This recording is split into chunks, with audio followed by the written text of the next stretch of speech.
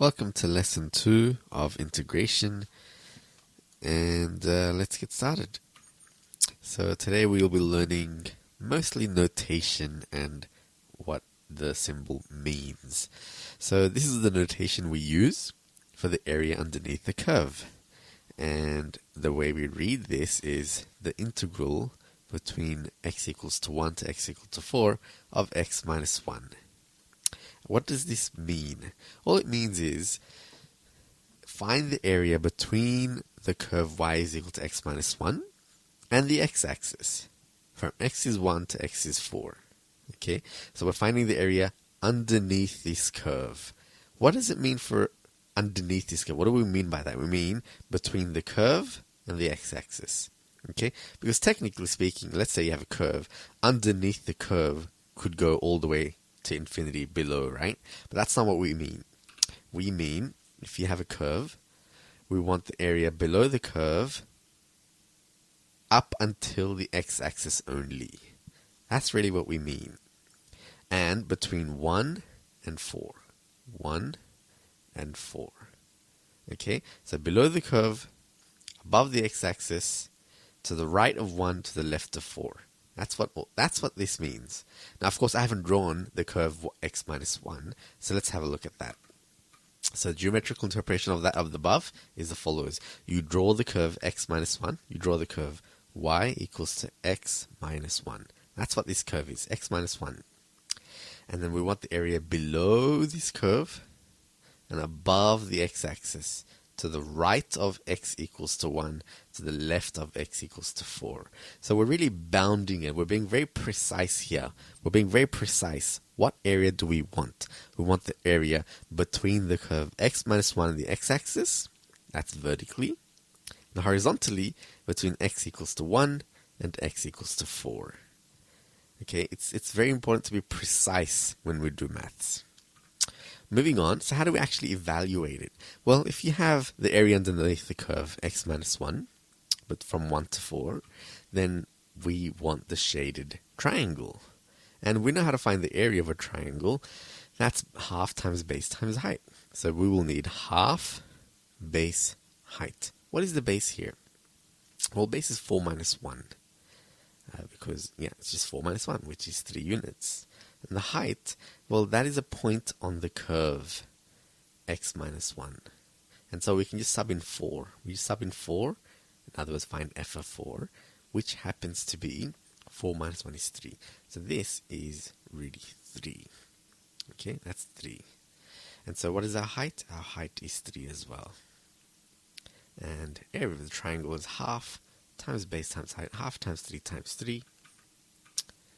Which is half of 9, which is 4.5 units squared. So pretty straightforward. We're not dealing with integration per se. We're just learning what the notation means, and we're using our area formulae, which we already know. Area of a triangle, area of a rectangle, stuff like that. So now let's do area of a trapezium. This is one which most students forget, unfortunately. And so visually, we're having the same curve, x minus 1, between 2 and 4. Visually speaking, you can see this is a trapezium. Now remember, a trapezium has one pair of opposite sides parallel. That's what a trapezium is. And we have parallel sides here, which is why this is a trapezium. Okay, moving on. What is the area of a trapezium? What's the formula for the area of a trapezium? Look, many textbooks cover many different notation for the area of a trapezium. The way I like to teach it is average of the parallel sides multiplied by the distance between the parallel sides. Okay, so you have average of the parallel sides. What is this? F of 4 is 3. We already found that out previously. So this is 3. That height is 3. And this side of the trapezium is f of 2. Let's sub 2 in. 2 minus 1 is 1. And so this height is 1. Average of the parallel sides means add them up, divide by 2. So 3 plus 1 divided by 2, which is 4 divided by 2, which is 2.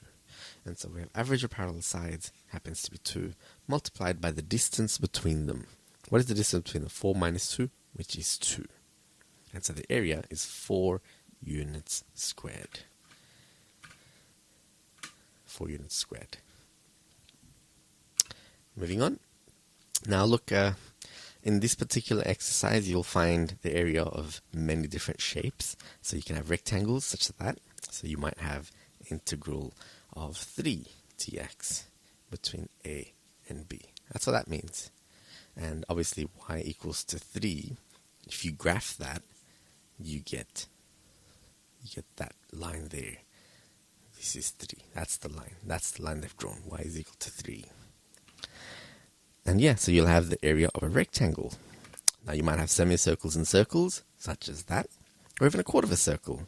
So for example, if you had the integral between 0 and 5 of 25 minus, I think it's square root of x, so x, 25 minus x, dx, that would be a quarter circle, because it's from 0 to 5. This is from negative 5 to 5. So from 0 to 5, you had that, then you would have a quarter circle. Area underneath the curve would be the quarter circle. Anyway, you might have double triangles. So that would be if you had y is equal to absolute value of x. And so if you're integrating from negative 2 to 2 dx, now this line, this curve, y is equal to absolute value of x between negative 2 to 2. So yeah, I can have a variety of curves that you find the area underneath of. In this exercise, most of them will be drawn for you already, so it should be fairly straightforward. So let's just get started. Exercise 4A, questions as labeled on the screen. Best of luck, and as always, let me know if you have any questions on Slack.